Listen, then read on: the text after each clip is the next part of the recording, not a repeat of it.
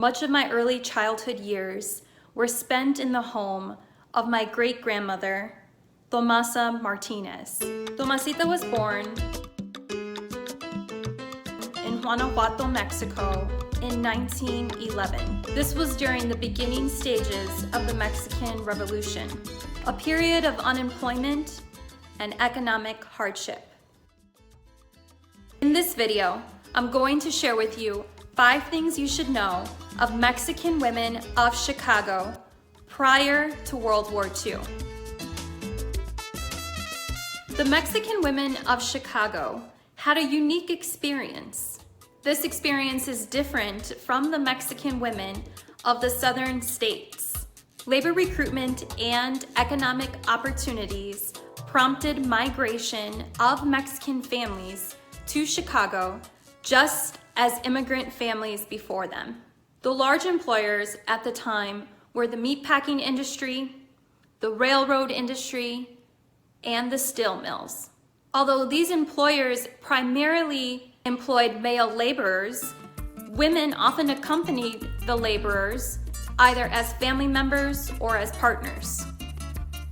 Thus, Mexican women began to shape their new lives in Chicago. Americanization efforts targeted cultural customs, including the Mexican diet. By changing the eating habits of Mexicans, reformers believed that they would be more successful in their Americanization efforts. The traditional diet of Mexican women and their families blended native food items of Mexico, including corn, beans, squash, chili peppers, rice, flour, and fruit, a blending of Spanish and indigenous food items. By the early 20th century, Americanization efforts targeted Mexican families, specifically Mexican women who were head of the household and/or had a major influence on the upbringing of young children. In 1929, reformer Pearl Ellis is quoted as saying, "The noon lunch of the Mexican child quite often consists of a folded tortilla with no filling. Such a lunch is not conducive to learning. The child becomes lazy."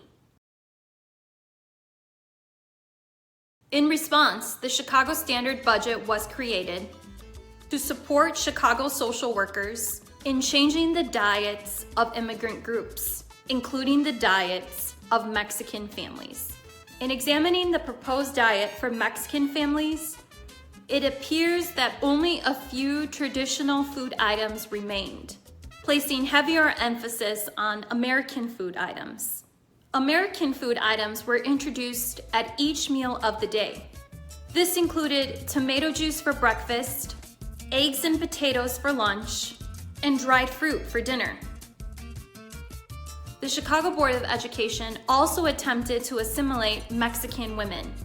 In 1926, the Board of Education promoted free English classes and other coursework such as homemaking. The Board of Education also created a cooking class for Mexican women, for which the intention was to interest the girls in home life and in the spirit of real homemaking, to give them an insight into the hygiene of the home and of the person, to teach the benefits of sunshine, fresh air, and cleanliness, and to insist on neatness of person and a neat method of work to show the worth of the economy. My research suggests that the Board of Education ultimately sought to impose their ideals onto Mexican women in an effort to shape them into good homemakers, to infiltrate American culture and customs into the home where women had a large influence on the children they were raising, for which these children would eventually identify as American citizens. In 1924, Robert Redfield, a well-known professor at the University of Chicago, wrote the following in his field journal: "There is really no Mexican in Chicago who is regarded as a leader or with particular prestige." Such a statement is capable of misleading researchers who often turn to Redfield as a leading expert during that period. However, my examination of archived papers at the University of Chicago proves otherwise.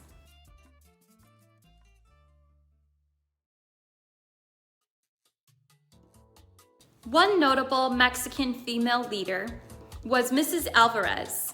In 1924, Alvarez organized the Mexican Women's Club of the University of Chicago Settlement House.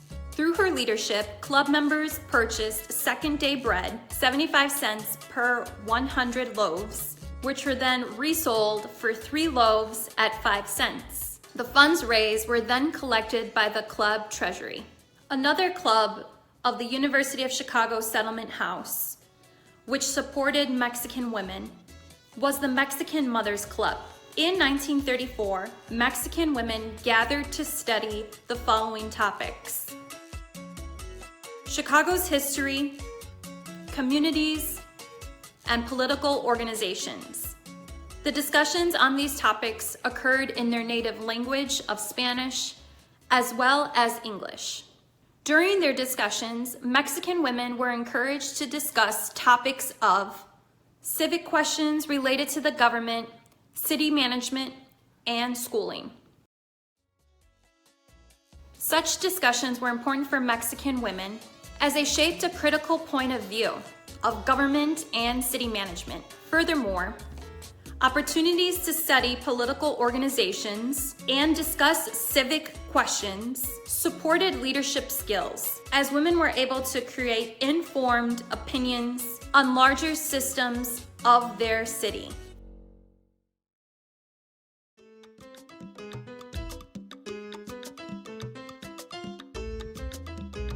The Settlement House clubs offered various activities, creating a unique space for Mexican and Polish immigrant women to come together. During their gatherings, women were encouraged to share and exchange customs in an amicable community. In 1933, the University of Chicago Settlement House held a class on beauty and culture, during which a mixed group of Mexican and Polish women came together. During this time, they were able to set each other's hair and share in fellowship. During a Christmas party in 1937, Mexican and Polish women played games, sang Christmas carols, and shared Mexican chocolate. According to the University of Chicago settlement papers, all groups were noted in catching the spirit of Christmas, even though the two spoke different languages. These findings disrupt the notion that Mexican and Polish immigrant groups did not get along. That narrative is commonly due to the focus and emphasis on male laborers of Chicago. What really brought women together was the commonalities of gender, motherhood, and cultural rituals such as the celebration of Christmas. Finally, the unique experiences of Mexican women of Chicago cannot be lumped together with the experiences of the Mexican women of the southern states.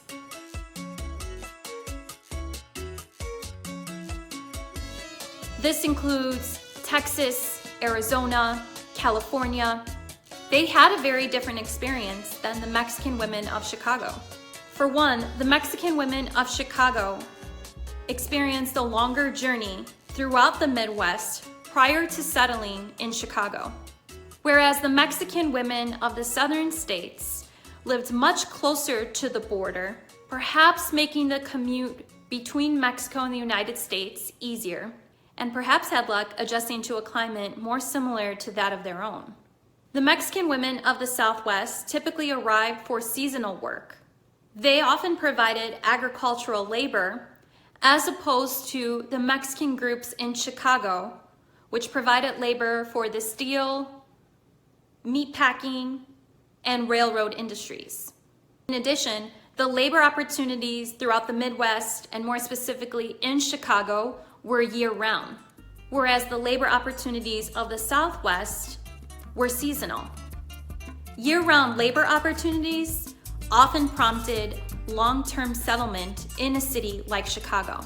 Mexican women of this time frame are often left out of the narrative, or the research focus is on the male laborers of the period of time, while other research that is published and available to the public primarily focuses on the Mexican women of the southern states.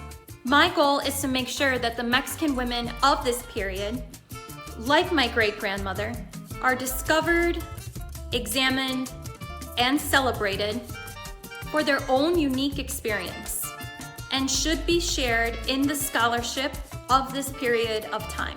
But most importantly, I hope that you learned a few things of the history of Mexican women in our great city of Chicago. Thank you so much for watching.